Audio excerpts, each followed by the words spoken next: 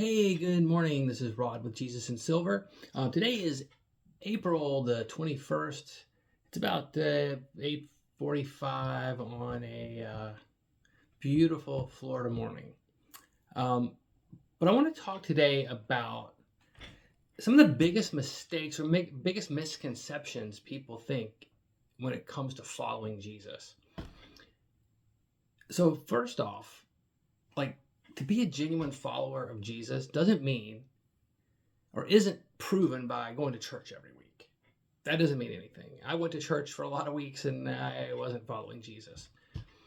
It doesn't mean you have the best Christian vocabulary, that you can quote every verse in the Bible. That doesn't mean it.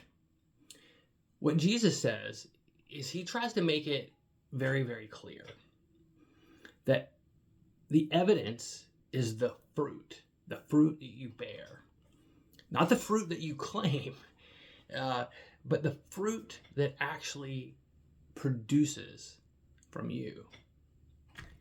And the core truth to that is if Christ is truly in you, he will eventually start coming out of you. Now, once again, these things don't happen overnight. But Jesus isn't talking about perfection. He's talking about visible transformation.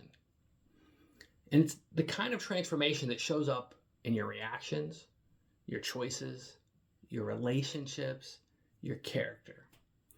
And me, for one, reactions, that's a hard thing for me. Like, I have natural reactions that I've built in my life, whether it be the, my security zone, my guard, whatever that might be.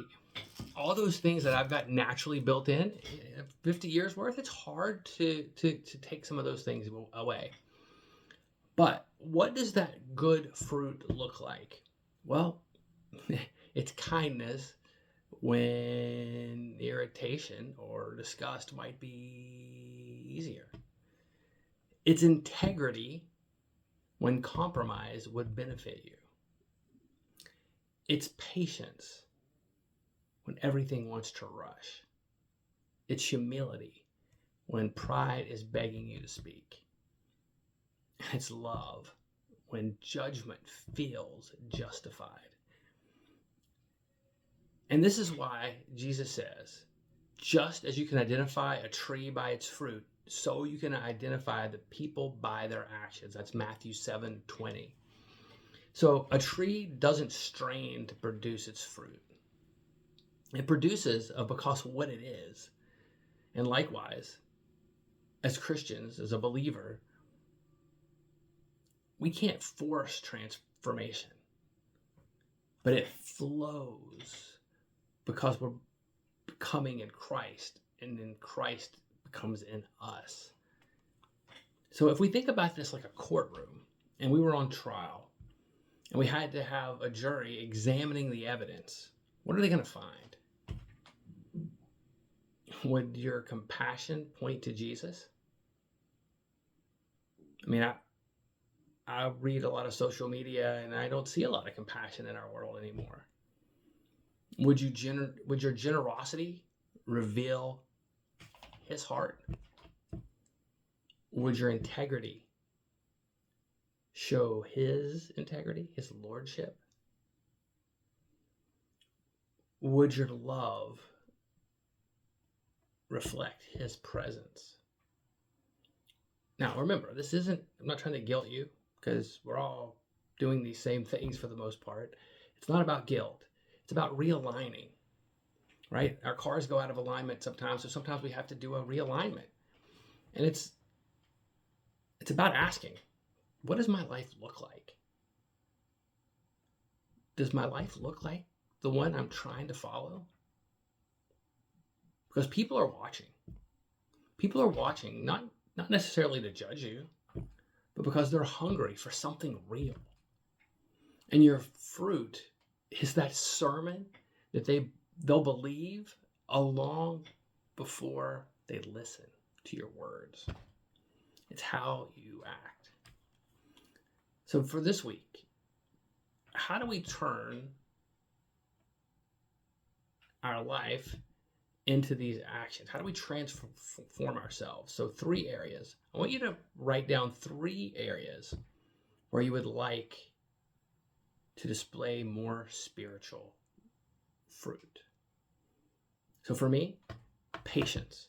Patience in moments, stressful moments.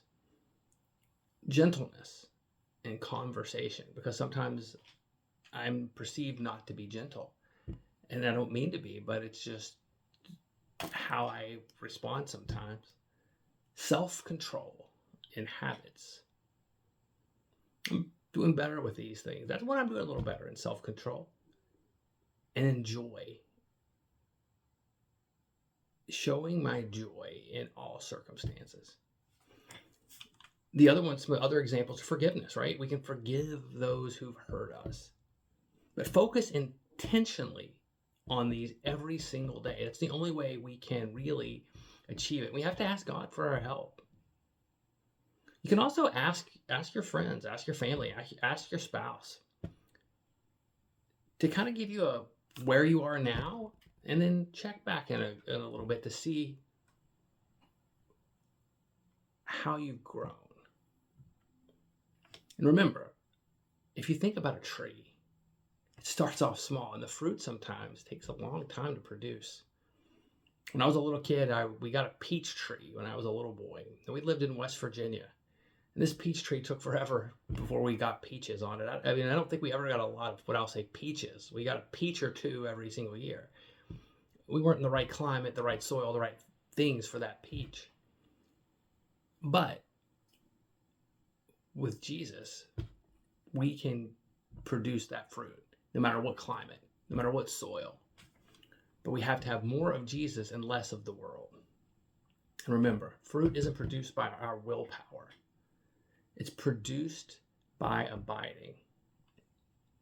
So, Lord, I pray that you help us grow and grow to be more like you, and for us to be able to show your heart and let you work in us to be able to show that, to bear those fruits that you want us, so that other people can see your glory. And remember, finally, my final words today are Jesus doesn't call his followers to blend in. He calls them to stand out, not with noise but with the fruit of the way you live. Your life tells a story. And if we do it the way Jesus wants, it's going to be clear who the author of our story is. So, this week, once again, let's grow our fruit. Let's grow our tree. Make sure we're make sure we're fertilizing with the right things. Be in the Word, asking God, talking to God, and let him show in you. So thanks for listening. This is Rod with Jesus in Silver. Please like, share, subscribe so more people can learn about Jesus. But I appreciate you for listening, and have a great rest of your day.